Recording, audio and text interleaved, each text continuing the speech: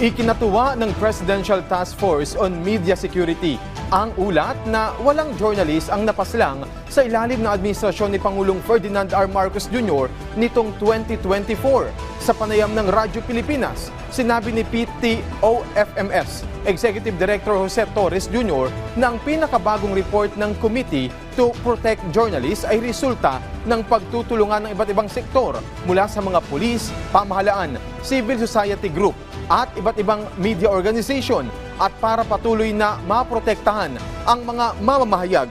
Nagsasagawa ng mga training ang task force sa iba't ibang panig ng bansa. Kabilang dito ang pag-cover ng mga kalamidad at ngayong nalalapit na 2025 midterm elections.